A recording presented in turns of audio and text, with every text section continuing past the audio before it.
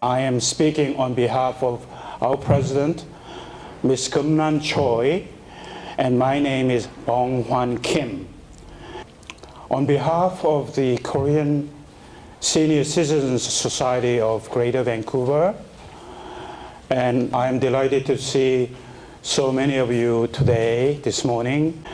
Instead of reading off a prepared speech, I would like to share my personal experience about Nanjing Massacre because I only remembered it as a long past history. My memory and knowledge was very limited. However, because of Jenny Kwan, member for our community center is located in her riding, Vancouver East, I read about it. And one of our members, one day, we had a big function here, and he reminded me, and I was under the impression or ill-informed that it was part of the Second World War, but it occurred prior to commencement of outbreak of Second World War. So because I gave my Encyclopedia Britannica to one of our sons, I had to study about this, and I visited Wikipedia. It was handy, and I began reading it, and I could not read it because it was so terrible. And how could any human being do this kind of thing, whether they are under the guise of Imperial Army or whatever? A human being treat another human being in that manner because it was under the circumstances of unusual occurrence that they can rape and kill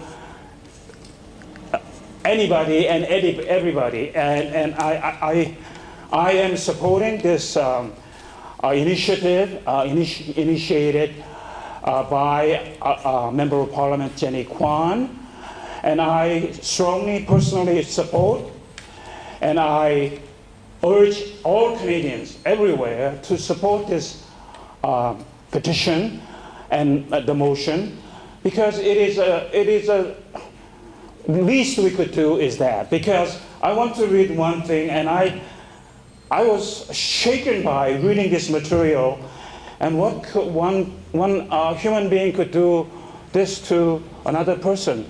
I strongly believe in sanctity of human life. Every life is so important, without anything, whatever that person may be. And I want to quote Wikipedia, and I do not really normally quote Wikipedia, but it happened and it was recorded.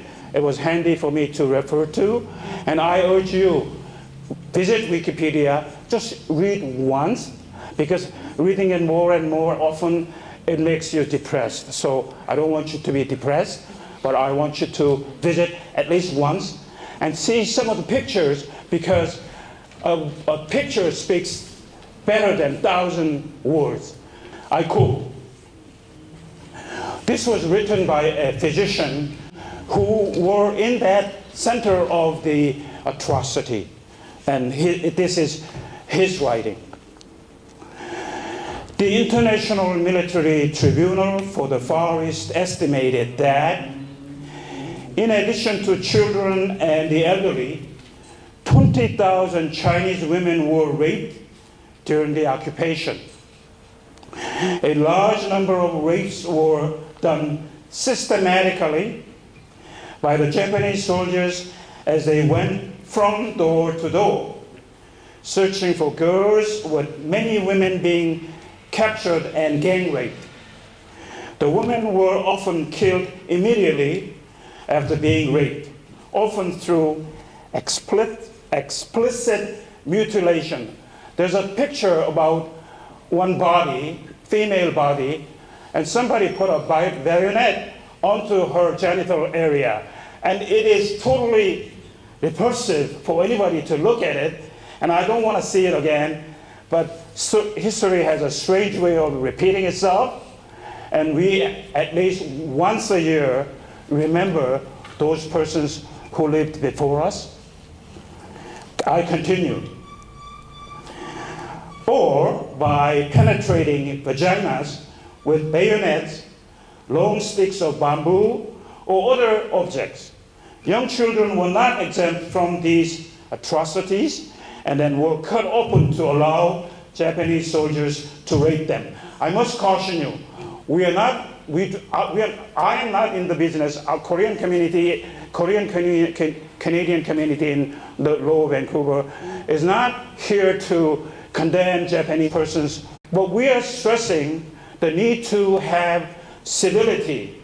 And as Jenny Kwan, our member of parliament representing Vancouver East Riding constituency, and we as a middle power in the global village, we have to set the standard and help the world, and we all can play our role. And my comment and our community response to this movement is we support that movement, this petition, wholeheartedly. Thank you very much for hearing. Thank you.